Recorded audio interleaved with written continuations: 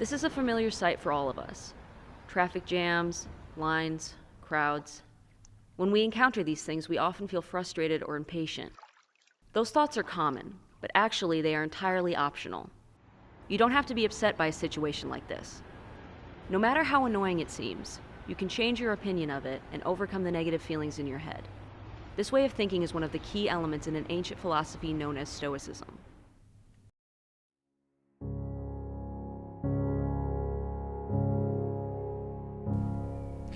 Stoicism says that the thing that we do best is think, and that thinking is how we should approach the world. Make sense out of the way the world really is, and then figure out how best to live within the world. But it takes the big picture. It's not about how do I live day to day or minute by minute, but how we're really part of a grand arc of time. And that in that grand arc of time, the little stuff really doesn't matter. In a way, it's a philosophy to make us saints. It's not a philosophy for the ordinary man. It's a philosophy designed to make the ordinary man become better. One of the most important ideas in Stoicism is that we are all connected to nature, and nature is driven not by a god or celestial power, but by reason. And since everything has reason, then the universe must have a plan. To the Stoics, this means that anything and everything that happens to you was meant to happen, and it's a part of your fate. So therefore, even if an event is unfortunate, it's still meant to be, so you should try and make the best of it.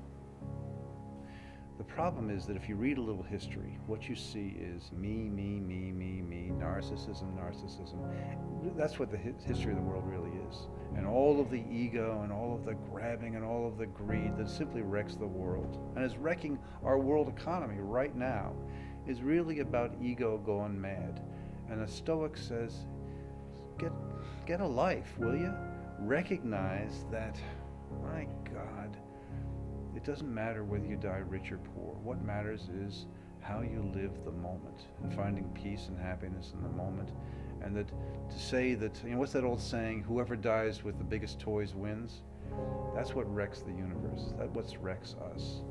Probably the biggest goal for a Stoic person was to learn how to live life free from all external things.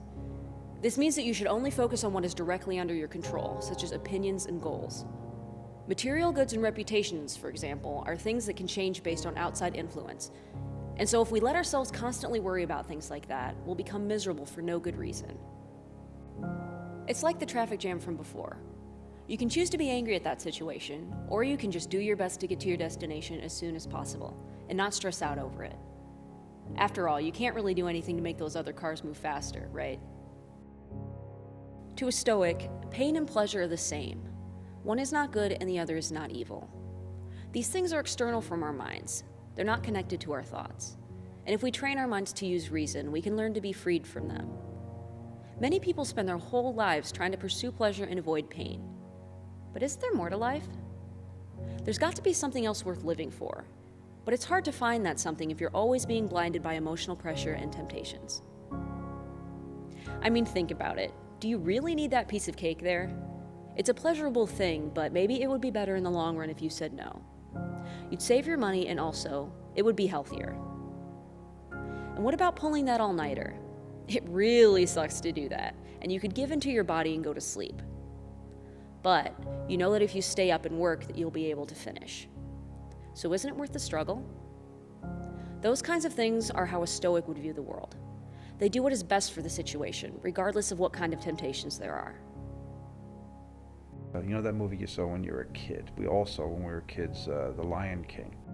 And they sing about the circle of life. And we're all supposed to be, oh great, the circle of life, the circle of life. But what it means is you live and you die, and since you're there for the ride, there's not much you can do about it. You might as well get the big perspective on things and enjoy the ride, whether it hurts or not. Whether it's joyful or not doesn't really matter. So that there's not that much difference whether you're the lion eating the antelope for dinner or whether you're the antelope being eaten for dinner. It doesn't really matter, because in the end we're all part of the same flow.